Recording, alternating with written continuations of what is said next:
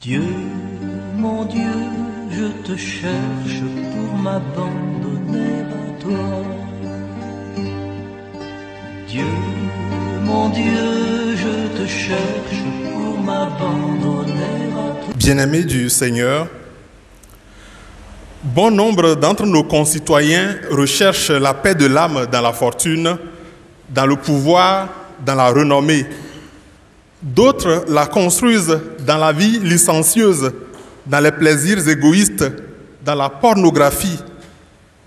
Déçus par l'évanescence des joies frelatées, d'aucuns cherchent à échapper aux dures réalités de la vie en consommant de grandes quantités d'alcool et de stupéfiants. Mais la sécurité morale et psychologique qu'ils recherchent ne se trouve guère dans ces choses qui n'entraînent plus souvent que déception, instabilité d'humeur et vieillissement accéléré. Certains explorent les sciences et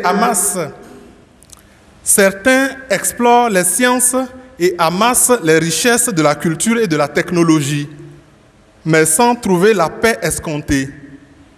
D'autres encore sont tentés par l'athéisme, les pratiques occultes et mystiques, la vie facile dans les sectes ésotériques. À nous tous, le Seigneur dit aujourd'hui, si tu avais été attentif à mes commandements, ta paix serait comme un fleuve. Pour connaître la paix, il faut accepter le règne de Dieu sur notre vie, il faut accepter le gouvernement de Dieu sur le monde. Il dit par la bouche du prophète Isaïe, « Mon peuple habitera dans un séjour de paix ». Pour obtenir ce séjour de paix, dit le prophète, il faut vivre sous la protection de Dieu dans un esprit de repentance. La paix procède de la sagesse de Dieu. La paix procède de l'accueil de la sagesse de Dieu. Notre paix commence quand nous reconnaissons que la sagesse de Dieu a fait toutes choses bonnes, a fait toutes choses avec justice. Notre paix est dans l'accueil des fruits de la rédemption obtenus par le Fils de Dieu, qui pour nous a fait la paix par le sang de sa croix. L'opposition à laquelle Jésus et Jean-Baptiste font face dans l'évangile du jour illustre bien la situation d'un monde qui tourne le dos à Dieu et signe un pacte de paix avec l'adversaire. Mais la paix promise par le prince de ce monde n'a jamais été qu'un mirage. La paix que nous bâtissons en nous détournant des exemples du Christ n'assure ni sécurité ni confiance. Elle s'arrête là où la terreur s'achève. Sinon, bien-aimés du Seigneur, comment comprendre que malgré tous les efforts qui sont accomplis pour améliorer la sécurité mondiale, la vie devienne de plus en plus précaire? Comment comprendre que malgré tous ces efforts, le climat social soit des plus anxiogènes? Comment comprendre qu'en vivant plus aisément que nos premiers parents, nous paraissions plus fatigués et plus inquiets? Le péché est la plus grave négation de la paix. C'est pourquoi le psalmiste chante « Heureux l'homme qui ne suit pas le chemin des pécheurs, mais se plaît dans la loi du Seigneur et murmure sa loi jour et nuit. » La paix est donc un don de Dieu. La paix, c'est la bonne odeur du Christ répandue dans le cœur. Mais la paix est également une œuvre humaine. Elle est une fleur de l'amour du prochain. La paix reflète la beauté de l'amitié.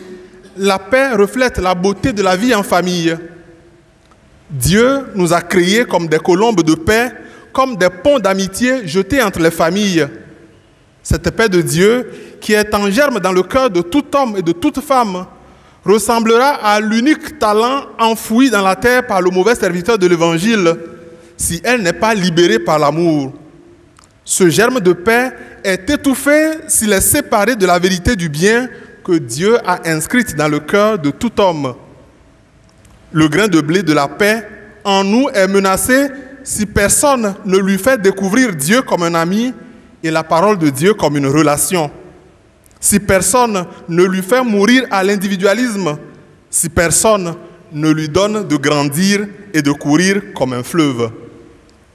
La paix de nos familles, la paix de nos cités est en jeu chaque fois que nous apprenons à nos enfants à accepter de manger ensemble et à partager le cadeau qu'ils ont reçu. La paix, comme un fleuve, est certainement difficile à réaliser, mais la parole de Dieu enseigne que ceux et celles qui murmurent la loi du Seigneur jour et nuit, chaque geste qu'ils posent, toute parole qu'ils prononcent, tout regard d'humanité qu'ils portent sur le prochain, fait d'eux une luciole de paix dans la nuit des discordes du monde. Que le Christ qui vient à Noël, le Seigneur de justice, tourne vers nous son visage et nous apporte la paix.